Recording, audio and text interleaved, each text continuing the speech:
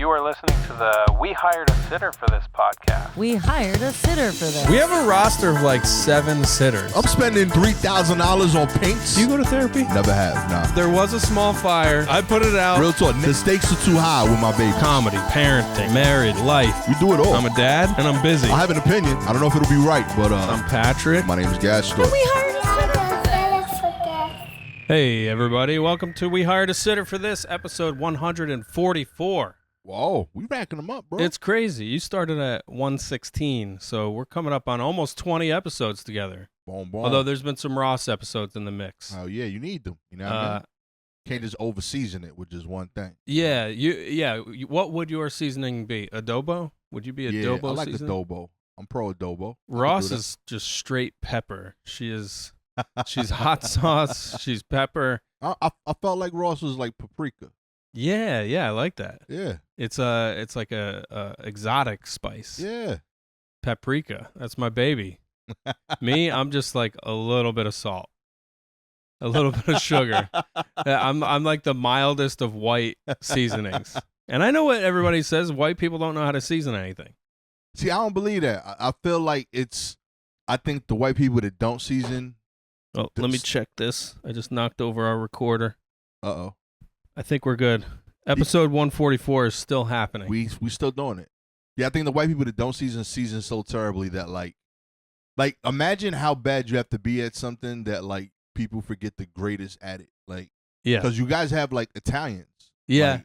Like, who demolish cooking, I feel like. But that's a Mediterranean culture. I don't think Italians are white. So like traveling. What whites are whites? When I hear people talk about white people this, white people that, I think of second, third generation American whites. So yeah. like if you're an Italian living in Bergen County, New Jersey, with a nonna who was born in the old country, or a great grandmother from Italy, yeah, you're white. Yeah, your grandmother is Italian. That's fair. You know what I mean? But the cooking stays. Like there's whites that like lose the cooking. Because Italian, you be 4 generations in, you still the pasta fire. Yeah. Oh, that's a good point. My family, we're doing fish sticks. At least my mom. We were doing fish sticks. There was some spaghetti. There was some, but a lot of SpaghettiOs. Okay. A lot of pre-sauced things. I'm not. I mean, as long as I'm okay with that as the starting point, you could just elevate it. Yeah, totally. You know what I mean? I saw the Bear. They ordered like that the deep dish, and then they made it fancy. Oh man, I got to catch up on the Bear. I watched season 1. Ross won't get on board. It's too traumatic for her as a former food worker. I got to get back in. Best show I've ever seen in my life. Yeah. Like not even best now. Like that is the best TV I've ever seen. Yeah, that's right up your alley. It's emotional. It's character driven, plot driven. Straight up, like family. Yo, it checks every box that I love about TV, that I dream about executing. Yeah. There's a couple episodes where like I genuinely like I am blown away by everyone bringing A game. Yeah. It is fire. I'm all about it. With that said, I agree. Like I watch it every time I watch it. It's like 2 a.m. and I can't sleep. Your blood pressure goes up all the time. Big problems. My doctor hates the show. Yeah. You know? He's like, I have a new prescription. It's stop watching video on demand of the Bear. Real talk. It's great to see you. It's been a while. I feel like it's been only 3 weeks or something. Last time I saw you was your big show at St. Mark's. Yeah, word. What a special night. Thank you so much. It was an incredible night. And actually, it's funnier we're talking about the Bear because you've been sharing with me about an idea that I won't say any details of, but you have a great idea for a setting and a group of characters for a show. And not that the show you did at St. Mark's was sort of adjacent to that. Right. But it's great. It's always great to see you do a long set and get into personal details about your life and your family. And it was an awesome night. And it was a surprise. I was planning on going anyway. You surprised me by saying, hey, I actually think I needed an opener. Could you do a set? So it was so fun to go just have a fun show with you. Nah, thank you, man. It was a blast. I had a lot of the homies come through. A lot of people I haven't seen in a long time came out. Yeah. Made it a fun impromptu reunion. Had some heads I know through like hip hop circles come out. Had some heads I know from like high school and football come through. It was like genuinely like good for the soul. Yeah, it was like night. it felt like a family event, a family affair. Yeah. I didn't know that's you I didn't knew know it all those either. people. Yeah, I didn't know that they were coming. Like I found out like a lot of my homies from high school came through, and I didn't know they were showing up till like maybe like a few hours before the show. Yeah. So yeah, and then And do you like that? Do you like a surprise of people like that showing up? of course, I mean it's still love. I'm never mad at that at all. Probably the only thing I always find weird is if I get too emotional about a person and they're in the room. But if I talk about a person, I'm okay with it. Like I talked about them, ironically. Yeah, this was the betas, right? Yeah, these are my homies from high school, my fake frat, yo.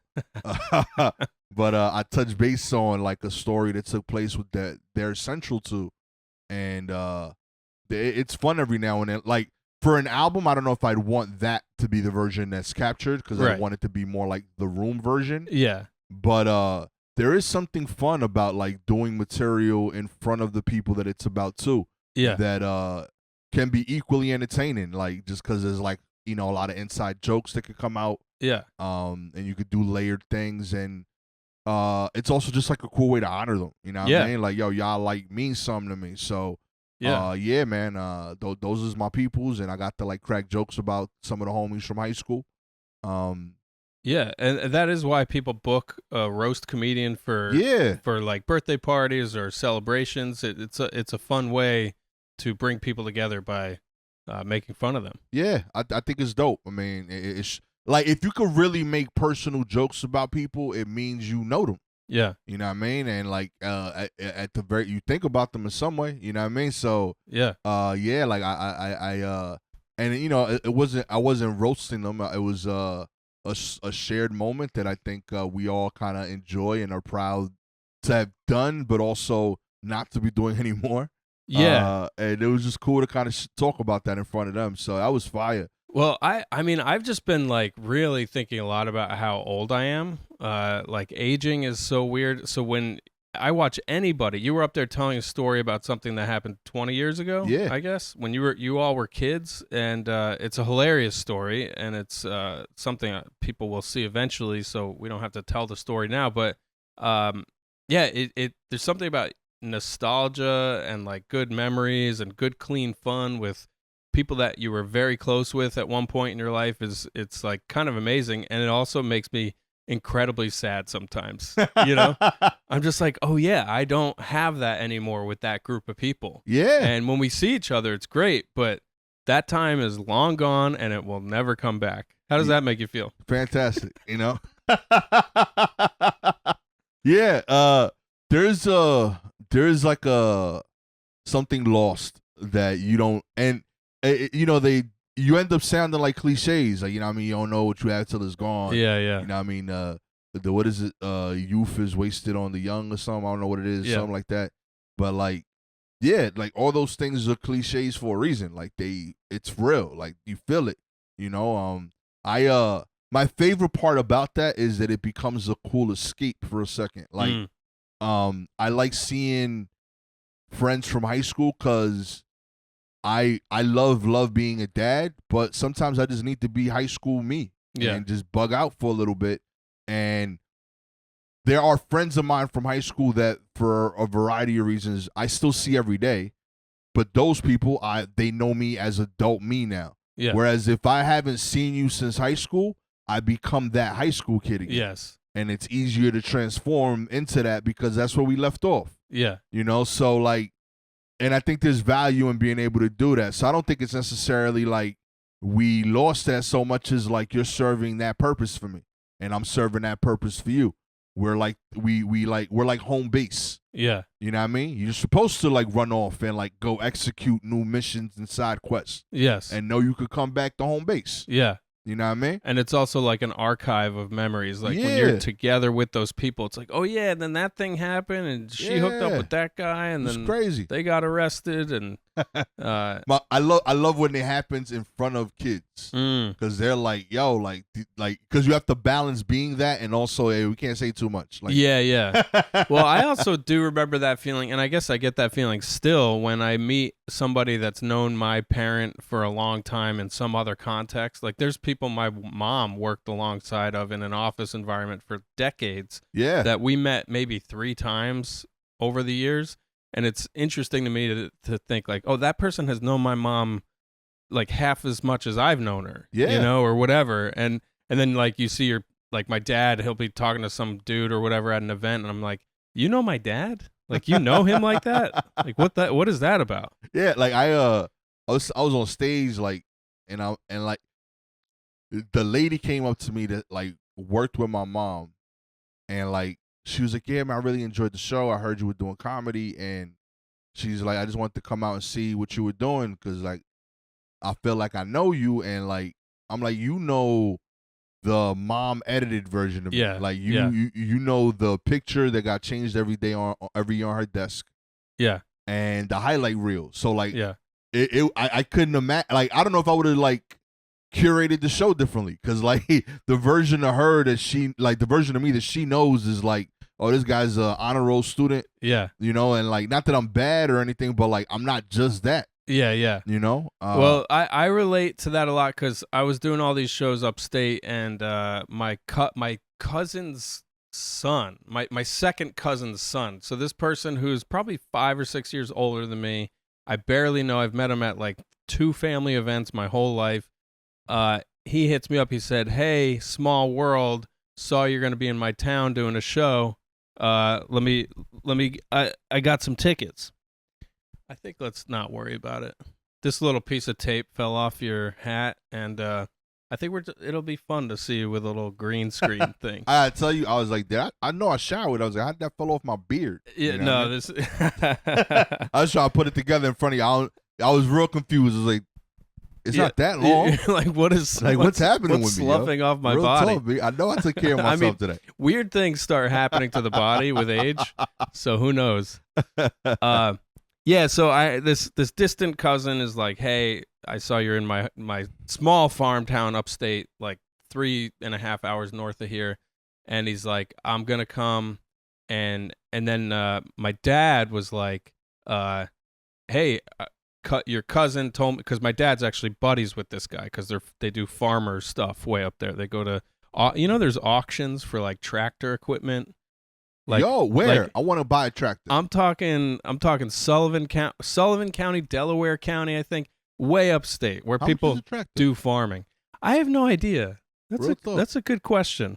Yeah, I think they can range quite a lot. I mean, a couple $1,000, and when you buy, sometimes they're auctioning off equipment that was built in the 40s. Like, these machines were built so long ago, but they still function and do the job, and they trade parts. They have swap meets.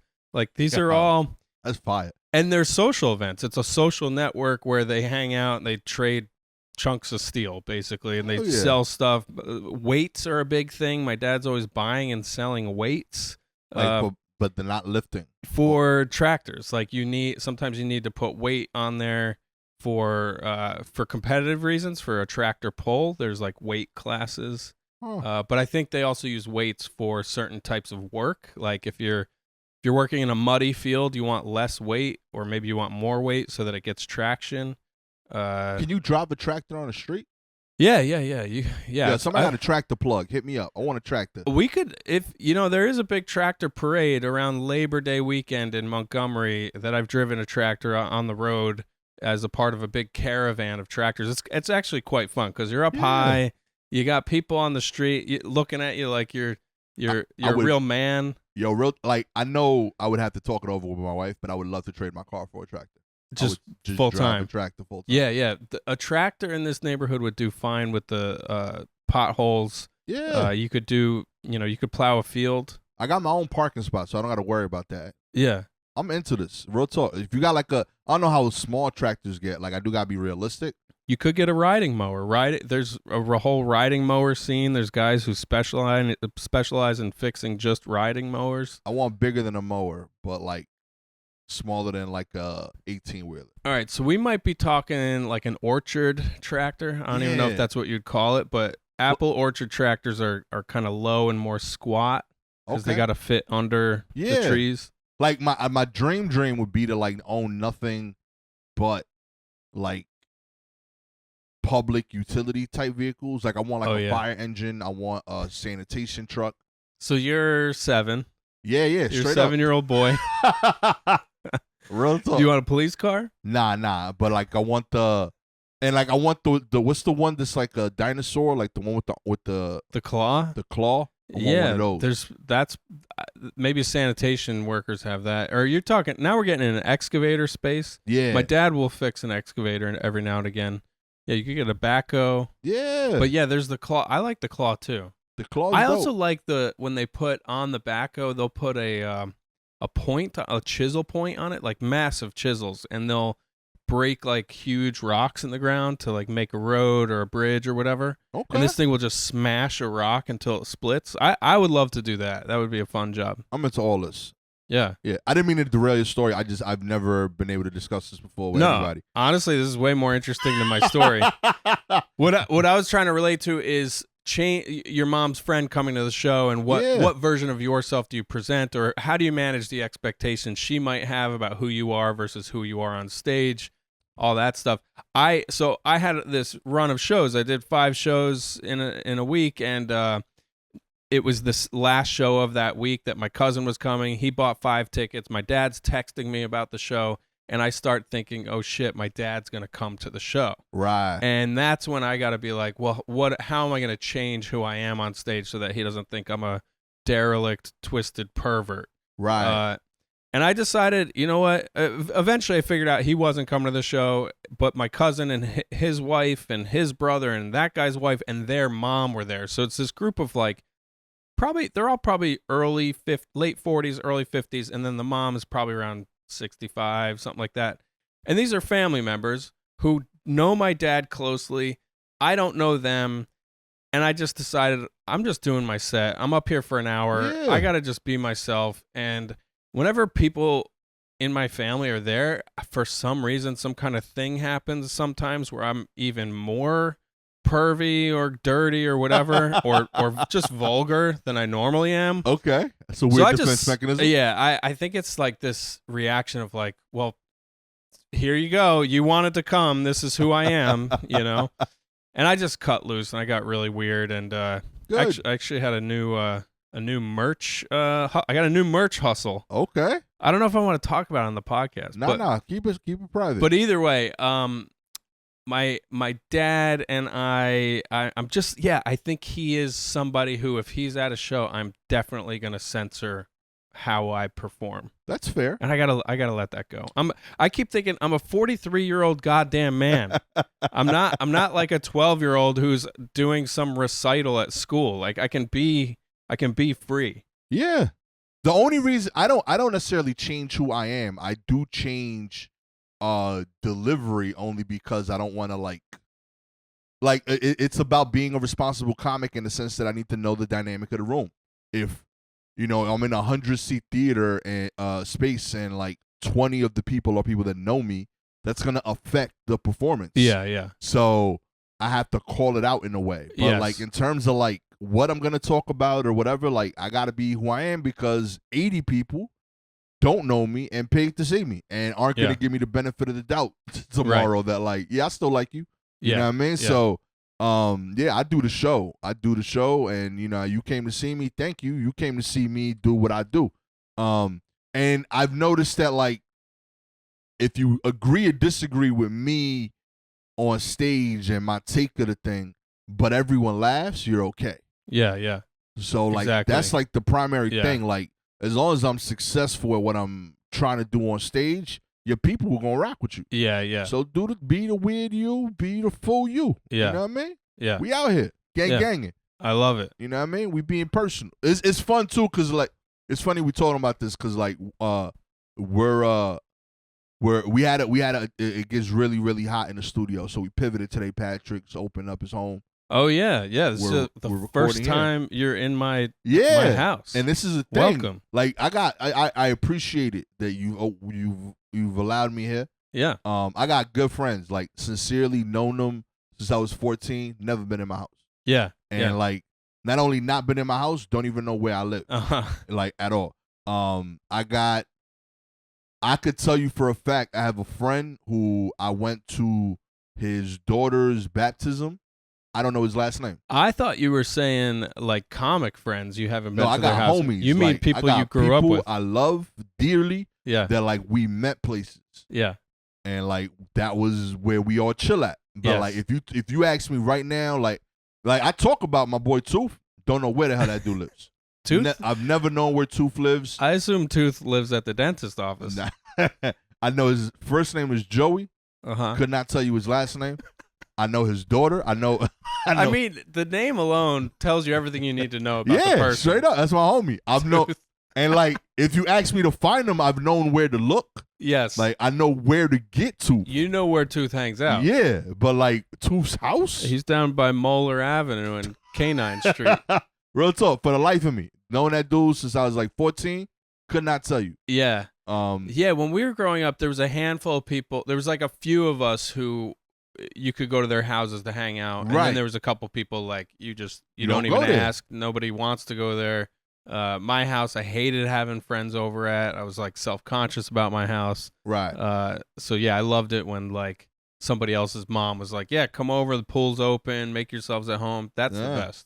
See, I feel I'm that I want to be that person, and I've lost that because of my space. Yeah, yeah. I've always been that kind of person. Like I've always had that house, and in terms of like everyone could come over. And I even had it in my first apartment. My current when I bought the house, and damn, having two kids, you know, I had to build my son a bedroom that killed the hosting space. Yeah. You know, so I love him. He should get a space. It's great. He's happy. And he got his own private room. But like as a hosting space, it's gone. So you've gone through this. I was just telling you, we're in front of a green screen right now, but I was showing you around our living room where we're sitting right now, and we're gonna create a bedroom for Franny in here, and it will kill the amount of hosting we can do, which we haven't done in a while. But yeah, before we got married, I loved having parties. I had a New Year's party here once. We had probably 60 people in here. Like, I love that kind of stuff. But now the older I get, that shit sounds so tiring. I mean, it's up to you. Like, I could tell you, in our place, it is one of the few regrets we have in terms of how we built the apartment. Really? We gave each kid a normal sized bedroom. That if we could do it over, without question, I split my daughter's room in half. Yeah. I give them each twin-size beds, mini rooms, and I keep the full hosting space. Yeah, and do like you could even loft the beds for the kids. 100%. Yeah, like honestly, I've been talking a lot about growing up in the same room as my brother, and my sister had a small room too, and we were on top of each other. It was a small ass room, and I hated it at the time, but I do think having a small room without a lot of privacy, I think put in my DNA this like work ethic or desire to get my own space and my own stuff. Yeah. I think is like ingrained in me because of that. And yeah, I think like if we give her a small room, it's just like, hey, that's how it is. Like you're lucky you have a room. Yeah, you got your own space still. It would still be enough for her to go read. Yeah. Take naps, like do stuff that she has to do during the day if she needs space. Yeah. It encourages her to develop the other skills though. You want to invite friends over, there's an open space to do it. She could throw parties here. She could be the friend that people go to their house. Yeah, yeah. I think that has social advantages as well. But yeah, like it was a space similar in size to this. That's my daughter's room. It's in the front of the crib. She got the big window, and in retrospect, if I could do it over, I would have cut it down the middle. Yeah. I had one kid on each side. Yeah, They each got their own mini room, and we would have the big hosting space. And we had that in the first apartment, gave it up in the second one, and I know I missed that. Like that, even though we had kids, we could still be ourselves as adults. And like, you know, once every 2 weeks, we'd have people come over for dinner, and it would work because you could have the kids go to bed. Yeah. and still have a space. We don't have that as much anymore. Is it too late to just bisect her room? It's something we've considered, but like the other issue is now she would be losing her room. Yeah. You know what I mean? Like she's grown up in a room that size. Yeah. And she's a teenager now. Now it'd be like, yeah, I'm taking your shit. Yeah, You know? yeah. Whereas if she was like 5 or like when we bought the house, she was like 3. You know, so like at the time, she would have just grown up with this being her room, and she would have been comfortable with that space. Now I feel grimy, like if I do it, you know what I mean? Like, I'm taking your joint. And even my son, like, yo, I'm going to knock down your room. Yeah. Your room ain't going to exist no more. You know, like, that's crazy work. I mean, I feel evil doing that. There are whole nations that do that to other nations. So you got to do what you got to do. What if you sent her and both of them to like Disney World with your mom for like 5 days, and you gave this amazing experience, and then on their last Disney day forever. And their last day, you say, by the way, the point of this was because we have to make some adjustments at home, so please just accept what you return to. And then they come back and they have cubicles. Oh my God. Yeah, real talk, me. I That's how like my your family parenting would approach. That's how my family did stuff back in the day. Like I'll never forget my my aunt was like, hey, my brother's 3 years older than me. I have a cousin who's a little bit older than me, but pretty much we're in the same grade. Yeah. And he was like he was a tough kid, and my brother and him were a better match. And I was like a sensitive, like kind of a scaredy cat kind of young kid. Okay. And they one day my family was like, yeah, your brother's gonna go help your cousin with some homework. He's gonna be doing some tutoring. And I was like, okay, that's fine, whatever. And I think maybe I said, I want to go too or whatever. They're like, no, he's just helping with schoolwork. Turns out they went to the Jersey Shore to play at the beach. They had like a beach day or some kind of water park, something like that. It was something, Seaside Heights, I think, is where they went. And I somehow found out that it was a cover-up. Like they said this thing so that they could just go and they wouldn't have to worry about me because I was small and scared. Which I don't really know. As a parent now, like I do get how those dynamics can happen. Yeah. Like I get how there are certain kids you don't want in a certain environment. So maybe it's better to just leave them out.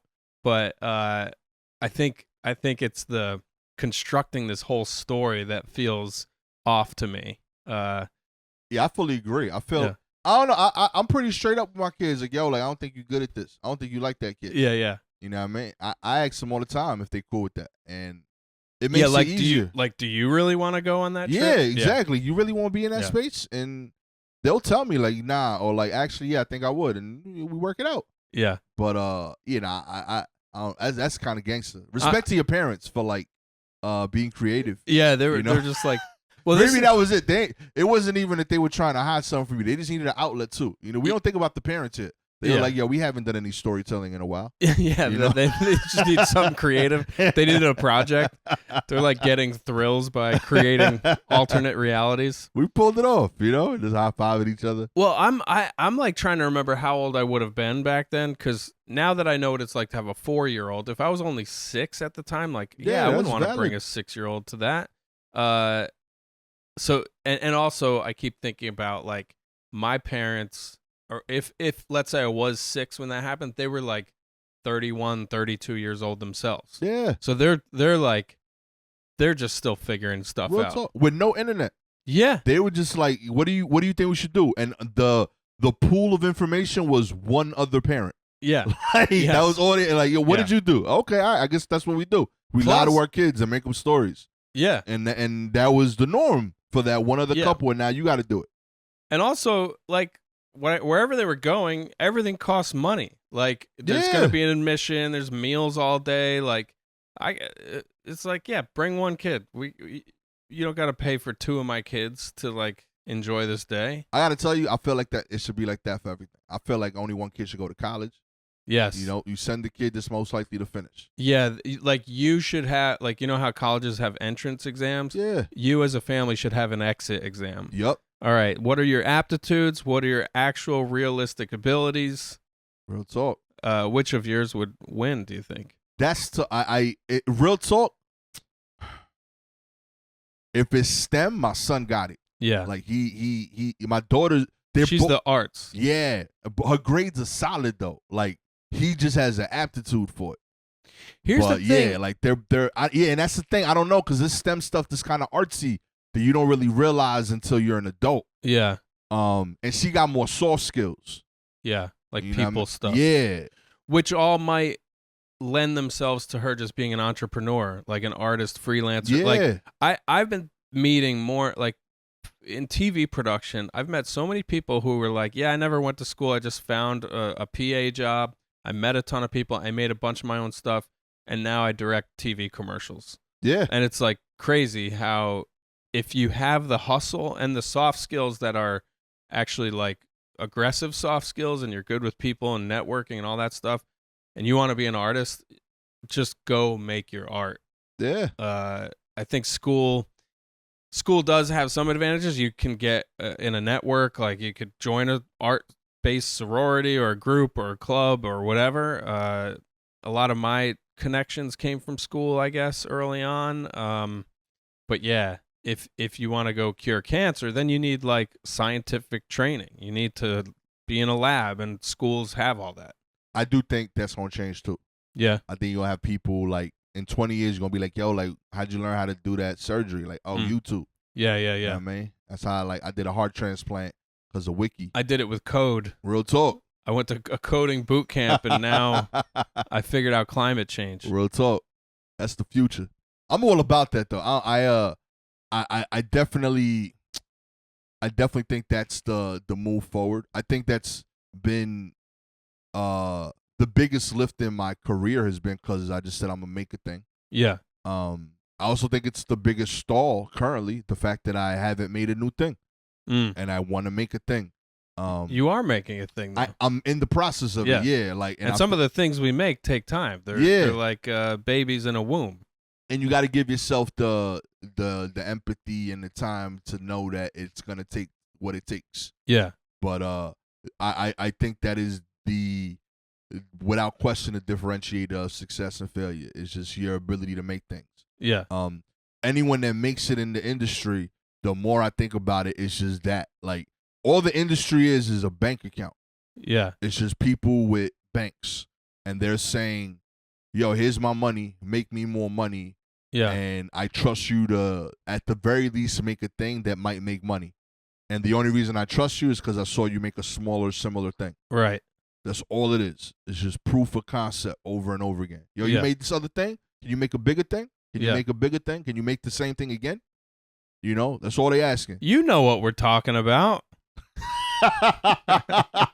Did I get too inside baseball? I don't know. Maybe. No, I actually like the vagueness of it because I think it does apply. I mean, a roofer is saying, hey, I built that small roof. I can build your big roof now. Yeah. Either that or I could keep building a small roof. Either one. Yeah. That's all he's doing. He's like, yeah, I could build that big roof. I built the small roof. Yeah, I could build that small roof. I build small roofs every day. Yeah. That's all he's doing. And that's all comics should be doing. Yeah, I could shoot a special. I recorded my own album. Right. Yeah, you know what I mean? Just keep doing it. If nobody wants to buy you a special, put that joint up on YouTube. Nobody bought it, put a second one on YouTube. Put a fifth one on YouTube. Yeah. And then each time get more people to see it. Yeah. Eventually they'll be like, yo, this dude figured it out. We should just pay him to do it. And he'll do it like he's been doing it anyway. I mean, I've been watching hours of Ali Sadiq, you know? And it's just like, man, he just made these beautiful specials and put them on YouTube. And he's getting the returns for it. Real talk, deserved. And it's just about how good, like, if you're gonna keep doing small roofs. I mean, let's say his roofs are huge, right? Because of the views. But in reality, they're kind of small roofs. Yeah, they're just club sets shot with really good cameras pretty, and really nice lights. And he decided, I'm gonna make these really, really beautiful roofs. And I'm going to pay attention to every single nail that goes in every single shingle. I'm going to do it right. And, I think I'm very attracted to that model because I think I can make similar. I don't know that I ever will make anything as beautiful artistically, but I know I can bring 4 cameras to a club and shoot an hour that I'm excited about, you know? Amen. And just put it out there. Word up. We out here. If you dope at the visual and you want to like collab, hit me up. I'm looking for somebody. Real talk. I'm trying to make magic out here in these streets. Yeah. You know? Dude, I loved the magic you brought to the long set you did the last time I saw you. I love that you were there to do a show that you're working on, a work in progress, and that you opened with 10 minutes on jury duty. And I like that you admitted to us as an audience, you said, I'm here to do a thing, but I just got off jury duty. I got to talk about this. Thank you. It was like 10 minutes of killer stuff on jury duty. Thank you. Which was so fun. But I wanted to ask, is that an avoidance tactic from being more vulnerable on stage? I think so one, I was super nervous about the show for a variety of reasons. My pops is a little sick, and it talks a lot about like mortality and being a dad myself and trying to be a good dad. So a lot of the newer stuff is that, and I felt weird covering that. On top of that, like a big part of why I did the show, I had some industry people that wanted to see it. Yeah. So I wanted to do well, and there's parts of the show that like they're already, I'm very happy with them where they are. And I had a balance. Do I show them the best version of the show, or do I work on the show? You know, because ideally I'm just working to get it to the final point. By the same token, if industry is interested, they can help me develop a version of the show that could be bigger than what I could execute on my own. Yeah. So I didn't know how to balance that, and so I had to weigh those things emotionally. On top of the fact that, like I mentioned earlier, people that know me were there who I hadn't discussed any of this with. Yeah. So they're going to hear that, because otherwise it's just quiet for 45 minutes on stage. So I had to weigh all of that emotionally. And then it's still supposed to be funny. That's kind of the challenge of what we do. That like I want to talk about heavy shit, but like it's got to be jokes and entertaining. And I think super like behind baseball, like I guess like comedy inner circle shit, but like in order for a comedian to have a good set, they need to establish that they're funny. Like the audience needs to believe you. It's the reason why like the jokes that you do up top are shorter. Yeah. And you do the big layered deep joke or the story at the end of the set. 5-minute sets on late night are usually like really short jokes up top with like a 3-minute big joke at the end. It's because you establish credibility. You need the audience to know, yo, trust me, I'm funny. You know what I mean? So that thing up top, I felt, even though it was genuinely new material, I felt really good that it was just going to be silly enough for me to establish with the room, yeah, I'm funny. Yeah. Trust me, I'm funny. I'm going to talk about some heavy shit. So, like, I'm giving you permission to laugh at that by establishing that we're in a laughing place. Yeah. And you, as a person, I hope as an audience member, are human, and you'll know what times to not laugh. Yeah, yeah. You know, so. Well, you did it perfectly. Thank you. And yeah, at one point during the show portion, during the diabetes stuff, can I even say what the topic is? Yeah, I mean, cool. that's out there. You were talking about the mortality and the heavy stuff, and there was a moment I was like, I think I'm about to see Gastor cry on stage. Yeah. I've never seen this. This is so like there were some really nice pauses where like everybody was just hanging on every word and waiting for what you're going to say next. And of course you always brought us back with laughter. But yeah, that's what I like most about these kinds of solo style shows where you get all the emotion. Do you think that will be preserved? Do you want to keep dabbling with the heavy sort of unknown scary stuff, or do you think that was a result of knowing your dad wasn't doing great that day? I think that's part of the goal. Like that's part of what I'm trying to get to. I wanna honor the story in the moment and what I'm feeling. So I'm definitely trying to make sure that I could preserve that in the performance. Mm-hmm. By the same token, I don't want that to be the only thing I'm known for doing. Right. So, big picture, like every time I put out something going forward, know that I'm also going to try to put out a thing soon after that is just jokes. Yeah. Because I want people to know that, yeah, I am just funny. I'm not just relying on just the weight of a story. But if the weight of the story requires me to get emo, I think you gotta get emo. You gotta be honest with what you're talking about. Also, on some just funny shit, comedy is about getting the most laughs or the biggest laughs while being honestly yourself. And everyone has their own school of thought. Some people are like, I need to get the most laughs. I need to get the biggest laugh. I need to say something that matters. I'm trying to do all those things. And in the process of doing that, something I learned, this is literally going to be only entertaining, I think, to comedians. But like something I learned is that there is a cap to how loud a laugh could get. There's a cap to how many laughs you could get.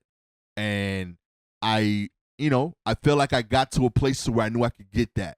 So how do I increase their range? I felt like the only way to do that was to go the other way first. Yeah. So like if I go from 0 not laughing to laughing 100, I maxed out the laugh. But now to increase the range, I want to take you down. I want to take you to sad. Yeah. Then get you to the 100 laugh. And I feel like it gives the feeling of that laugh being bigger because of the dynamic range you go through emotionally by going through a personal thing. So that's what I'm trying to achieve. I'm trying to like make that laugh to feel like a bigger relief and a bigger moment and experience because there's more depth from where you came from. That's a great description. Yeah, give a lot of modulation. Yeah. And I love that. Now, I think that's very interesting and entertaining.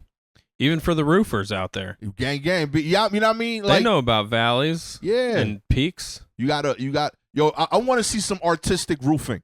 Yeah. You know what I mean? Be out there, be like, yo, man, we caulking different up here. Yes. You know what I mean? I like the guys who hammer copper. They'll hammer copper into the valleys of the where two planes meet, or a slate roof. Man, a beautiful slate roof. That's incredible stuff. Magic, yo. Or you got the guys that do the domed gold plating, gold leaf. Those are tiny little hammers they're using up there to hammer gold sheeting. Real talk, man.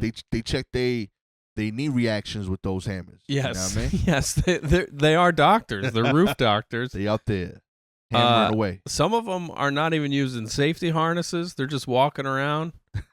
Others use the gear. You know, and they don't get the credit. They take care of each other. Yeah, yo. I will say though, like it was a vulnerable day. I made I wanted to do a full hour of the story. I decided the day before that I didn't have that in me emotionally, and I hit you up and my homegirl Jenna to come do sets. Yeah, she was so funny. Yeah, thank you, man. And like, appreciate y'all coming through, saving the show, because it would have been not a show. Essentially, it would have been like 30 minutes, and I'm out. But it allowed me to like give a real version of what I am working on, while not having to worry about, do I fill up this time? Right. And by the same token, it allowed me the freedom of like, yo, if I don't have it in me to do the full version, which I didn't that day, I could step off and know that the audience still got a full show. Yeah. So yeah, like I don't think enough comedians consider that, because I also don't think not every comedian is trying to do emotional stuff on stage. But it should be something that more people consider when they're performing, being where are you mentally? Like, what are you capable of doing today gracefully while still putting on a show? I don't think that's the same thing every day. Yeah. I'm blessed that I had the freedom to do that. I also know not every artist has the space where they can do that. Like, people sign contracts. You know what I mean? And like when I'm on the road, for example, I don't have that freedom. I got to do 45. Yeah. You know, by the same token, if I'm on the road, I don't do emo. Yeah. Because I need to know I got to finish this show twice today. I do it, 7:30, 9:30 on Friday, and then back again Saturday. I can't be crying in between sets. Right. You know what I mean? So But yeah, like that's an interesting idea. That if you are a more emo comic, emo being shorthand for being emotionally vulnerable and sharing personal details of your family life or whatever Yeah. you've been through, which I do quite a lot of with addiction stuff and family stuff, whatever. Yeah, and you're right. On nights where you're doing 2 shows, you are putting yourself through your own emotional roller coaster. And it's usually the jokes. It's usually I'm focused on the jokes and the punchlines and getting the laugh. So I'm separated. I have a separation from it. But there are times where if I say something particularly revealing or sensitive or whatever, and it doesn't get the laugh, then I get like in my head about like, wait, was that too sad? And then I think about it, I'm like, oh yeah, that was sad, and I lived that, and now they're sad, and now I'm sad that I'm thinking. And this is all instantaneously in the moment. So then, yeah, you have like 10 or 30 minutes or whatever between shows to recover and regroup. And you gotta be funny again to people that don't know any of that context. Yeah. You know, like the thing that messes me up is like I'll do something vulnerable and it'll work, and then after the show, everyone tells me their vulnerable story. Oh, that's a lot. Yeah. Which is like sincerely, like I can't tell you how much I appreciate y'all sharing. Like I genuinely like love that we connect like that as an audience. Yeah. But on the 7:30, that is rough because like I gotta be funny again. Yeah. At the 9:30, and like I just took like an emotional weight. They're like, so yeah, that is how the car accident happened. But nice meeting you. Good night. Man, you were great. You know what I mean? And they leave, and they you know what I mean? And like I gotta go be funny again. So like when it's like one-off show or like the last show of the night, that's usually fine. Because, end of the night, tell me your drowning story. Tell me about the creeper next door, I'm or here the for stalker, whatever. I can handle it. But that first show like is brutal. Yeah. You know, and I also get it because like that person might only see one show that year. Yeah. So this is the only time that they saw like an artist that like on top of that like they connected with. Yeah, that's so mean? true. I overestimate how often people go to shows. I felt so lucky last Friday. I did this show at a brewery in McGraw, New York, another town like kind of out there, and it was such a fun show, such a fun crowd. And this lady after the show said to me, she was quite drunk. She said, I needed you today. I needed you. And she's like smacking me on the arm and just like saying how she's been having a hard time and she needed to laugh and she had such a great time. And then she did grab me by the arm to say, there is one thing though. And she gave me some notes, which I'm curious how you feel about this. And I think she's right. But I've been like willy-nilly talking pretty graphically about suicide stuff. Okay. And I think I'll just be specific. I've been talking about my experience doing Zoom comedy during the pandemic. And the joke I've been making is, have any of you attended one of these group suicide attempts? It's so hard to do comedy on the computer. If you want to put a bullet in your fucking mouth, try to do comedy at your computer. And it takes the form of a rant. Right. Because I'm performing it in a rant to set up some other stuff. And I say stuff like that, like it's a group suicide attempt. If you want to put a bullet in your mouth, and then one joke I make is, but it's actually convenient because if you want to cut your wrists, you can do it just outside the frame. That gets a laugh. But there were a couple crowds this week where I mentioned suicide. I said the word suicide. Two different shows. Yeah. Tables of young girls looked at me like shocked, like, we don't say that anymore. Right. We know they're now saying unalive on the internet. Like, unalive themselves. And then this woman, the way she said, you can't talk about suicide in such harsh terms. She was basically saying to me, like, she knows people who have done it. Right. And I do too. But it doesn't make it like, basically what I realized is she was saying to me, you made me think about a thing I would prefer not to think about. Yeah. And I just have had this attitude of like, well, life is hard. I talk about alcoholism and addiction to cope with my own shit, but also to like destigmatize or whatever. Right. But a lot of people, the same way they recommend you don't go up and talk about politics or international affairs, people are at a show to forget about all that stuff. I realized Oh yeah, the stuff I talk about is also probably the last thing They wanna many of think these about. people want to think about. Yeah. I would tell you two. One. At there are certain rooms where I wouldn't do that for sure because I do think that like there's people there to escape. Yeah. One of them being if I'm on like a general random show, meaning if you came to see Patrick, you know this is what Patrick does. Yeah. So I'm a little more comfortable talking about whatever I need to talk about. Whereas if I'm on a show on the road and I'm one of 3 comics or I'm the feature, Yeah. I'm definitely not doing that. Yeah. Because it's not fair to set the table up wrong for the other comics, throw off the room.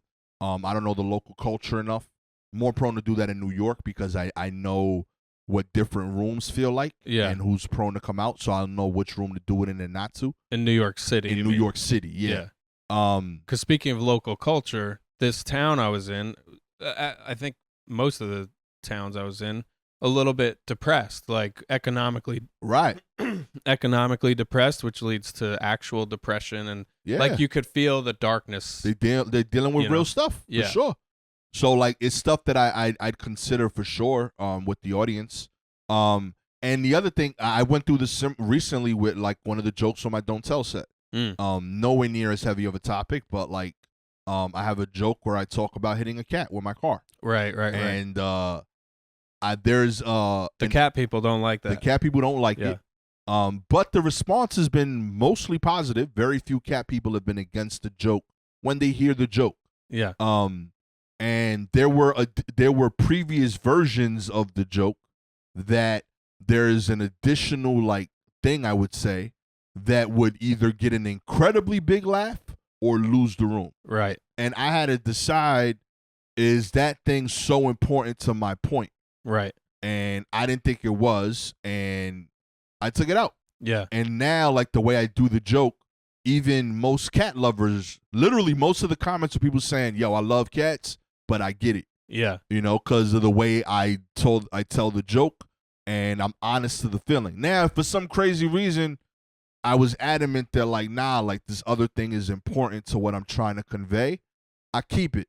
Yeah. But by the way, we should be better. I should be better about this for the show notes.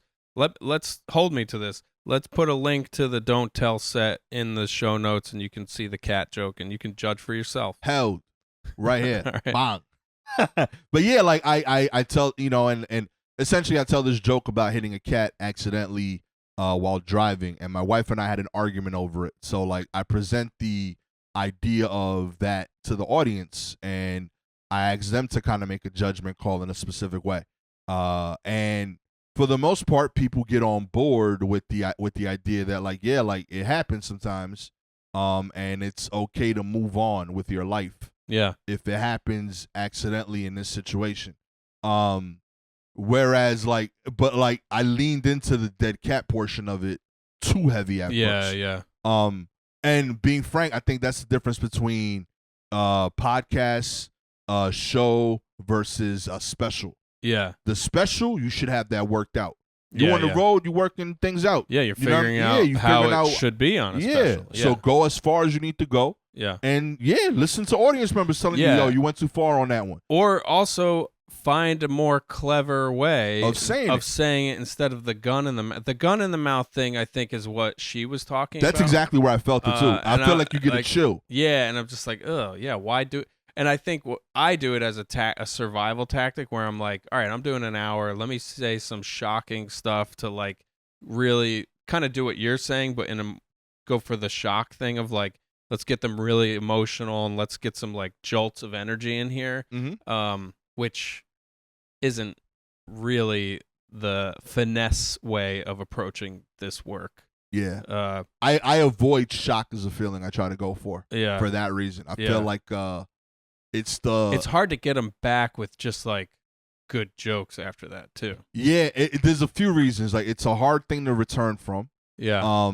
It's an emotion that I don't think gives you credibility as a person. Like something being sad but important. I still like you. I don't necessarily like you if you shock me. Yeah. You know what I mean? I like seeing fireworks. I don't like the guy that blows up an M80 near me. Right. You know what I mean? Yeah, yeah. Whereas I do like the guy that tells me a personal story at the bar. Yeah. So it doesn't need to be funny, but I connect with you. And then I'm also going to be funny. Yeah. So, like, I look for the emotions that, like, I like in people. Then I want to do that on stage. Yeah. So, like, and then shock, I think, is also the easiest reaction to Yeah, get. exactly. So it's like the one that, like, a lot of young comics confuse with laughing because it's a reaction that they can measure that isn't silence. And they think, nah, see, they rock with me. No, they reacted to you. But they don't like you. Yeah, yeah. You know what I mean? Yeah, I'm still guilty of that sometimes, for sure. We all are. I just try to minimize it. That's just what I'm saying. Yeah. But yeah. Bye. All right. I think let's wind down here. I want to talk about a couple date type things, like August.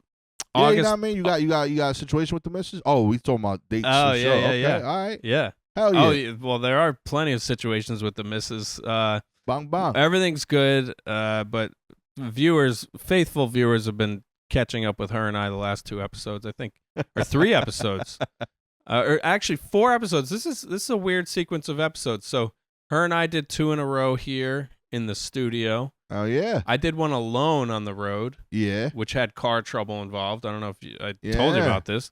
And then her and I did one on the road last week while driving up to Connecticut. So her and I, everything's fine. But thanks for hanging with us during that. Next week, tune in to Patrick's divorce. Yes. You know what I mean? Yeah.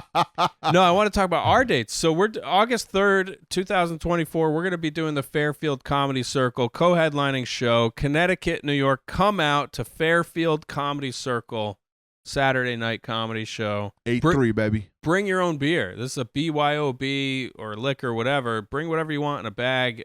It's that kind of show. They don't have a bartender or a server. I've seen people bring coolers to this show. It's amazing. It's going to be a great time. Then I wanted to run by you. You don't have to decide now, but August 21st, I got a show right on my block on Hart Street in Bushwick. I don't live on that block, but it's on the block. It's close to my house. I'm not telling you where I live, so stop trying to figure it out. Yeah. August 21st, it's a Wednesday night. There's this new jazz club over here. Oh, it's like a on. jazz music club. It's called Umbra. It's also a coffee shop during the day. Incredible space.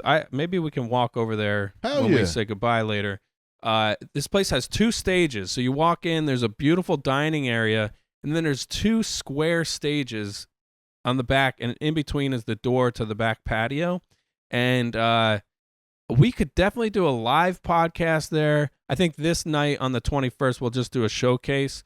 Would love to have you if you're free that night.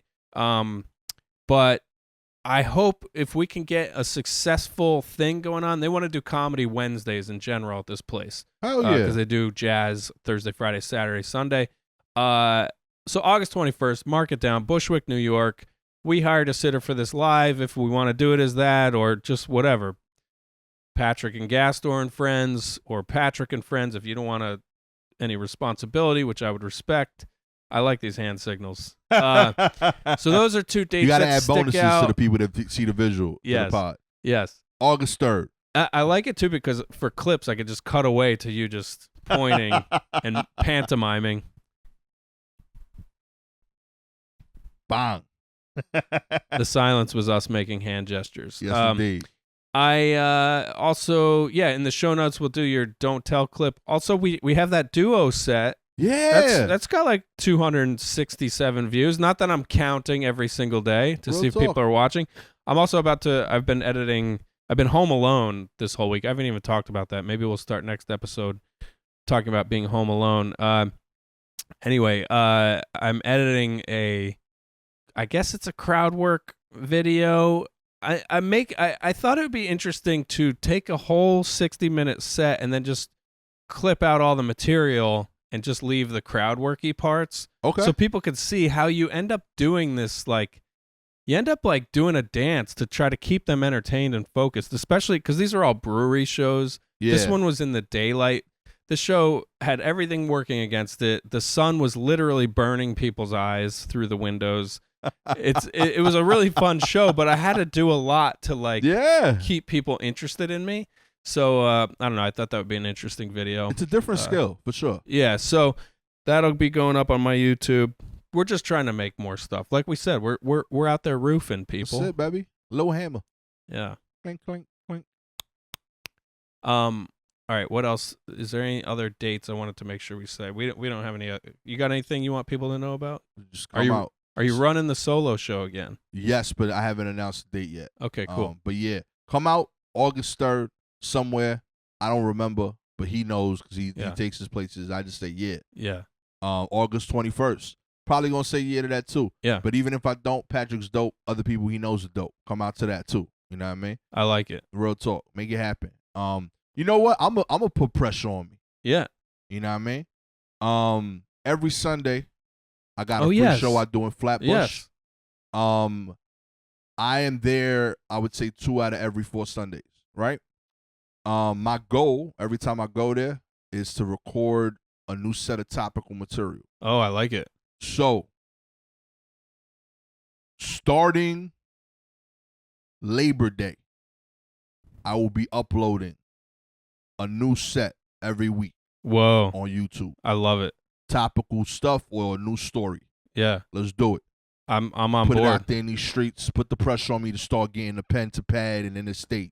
I'm on board. Y'all hearing it here first. Maybe I can body double you on that one and commit to finding I don't know if I could do a new set. I don't know about a new set. You said Wednesday. You said Wednesday. Well, they want to do comedy Wednesdays, but different producers. So I think I would have them monthly. Okay. But yeah, I want to do that too. I was just actually journaling this morning about how I need to write some new material. Get out here. Do a new set this weekend. All right. Thanks for watching, everybody. Keep an eye out for what we got going on. Follow us both on social media. That always helps. Word up. Bye. Peace.